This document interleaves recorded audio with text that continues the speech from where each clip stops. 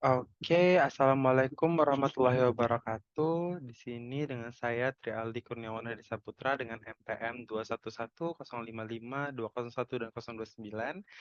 Di sini saya akan mempresentasikan tentang saluran dan ciri-ciri arah hambatan dan cara mengatasi komunikasi formal dalam organisasi untuk mata kuliah kecakapan antarpersonal skill.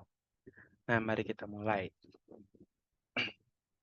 Nah, di sini untuk saluran dalam komunikasi organisasi terdiri atas dua arah, yaitu ada komunikasi ke bawah dan komunikasi ke atas. Untuk komunikasi ke bawah, yaitu informasi yang mengalir dari jabatan yang berotoritas lebih tinggi kepada mereka yang berotoritas lebih rendah.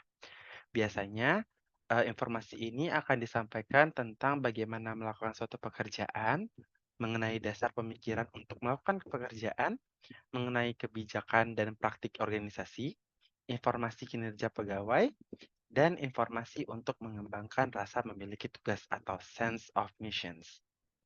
Lalu untuk berikutnya ada komunikasi ke atas, yaitu informasi yang mengalir dari tingkat yang lebih bawah atau bawahan ke tingkat yang lebih atas atau atasan. Nah, pentingnya untuk komunikasi ini yaitu satu, informasi ini mudah bagi pembuatan keputusan oleh bawahan. Berikutnya, memberikan informasi bagi atasan kapan bawahan siap untuk menerima informasi dari mereka dan untuk mereka.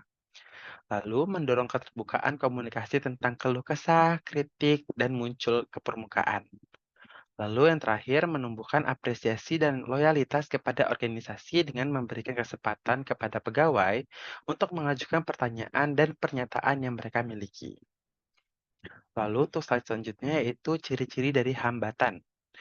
Nah, di sini ada beberapa hambatan, yaitu pertama yaitu hambatan teknik, di mana contohnya tidak adanya rencana atau prosedur yang baku, kurangnya informasi, kurangnya keterampilan membaca, media yang kurang tepat.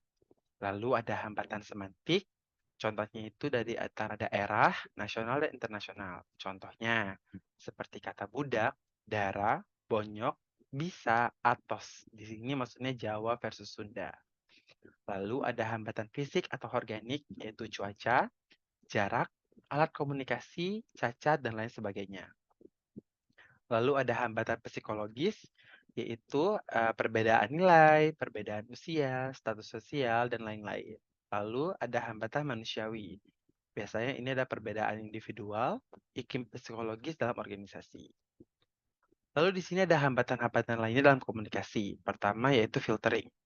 Filtering itu yaitu pengiriman pesan dan manipulasi informasi sehingga informasi tersebut seakan-akan terlihat menguntungkan. Lalu ada selective perception.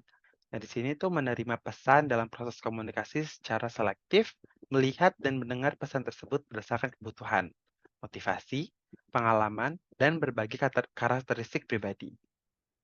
Lalu ada information overload, yaitu informasi yang kita terima melebihi kapasitas yang kita alami dalam memproses atau mengelola informasi tersebut. Lalu ada emotions, di sini yaitu interpretasi yang berbeda terhadap informasi saat kita sedang sedih atau saat kita sedang senang. Lalu ada language atau bahasa, yaitu ketidakpahaman terhadap bahasa atau istilah-istilah tertentu antara satu dengan yang lainnya.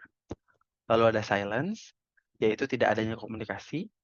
Lalu ada communication apprehension, yaitu ketakutan atau kecemasan seseorang untuk berkomunikasi, dan yang terakhir adalah lying atau berbohong. Lalu di sini ada bagaimana cara kita mengatasi hambatan dalam komunikasi. Pertama yaitu adanya umpan balik atau feedback. Terus ada pahami perbedaan individu atau kompleksitas individu dengan baik. Setiap individu merupakan pribadi yang khas dan yang berbeda baik dari segi latar belakang psikologis, sosial, ekonomi, budaya, dan pendidikan. Dengan memahami ini, seseorang dapat menggunakan taktik yang tepat dalam berkomunikasi. Terus gunakan komunikasi langsung atau primer. Dalam arti kata lainnya, face to face. Komunikator dapat memadukan bahasa verbal dan bahasa nonverbal. Di samping kata-kata yang selektif, dapat pula digunakan kontak mata, mimik wajah, bahasa tubuh lainnya, dan juga meta language, isyarat di luar bahasa, yang membuat komunikasi lebih berdaya guna. Dan yang terakhir, gunakan bahasa yang sederhana dan mudah. Oke, sekian presentasi dari saya. Jika ada kelebihan dan kekurangan, mohon maaf. Terima kasih. Assalamualaikum warahmatullahi wabarakatuh.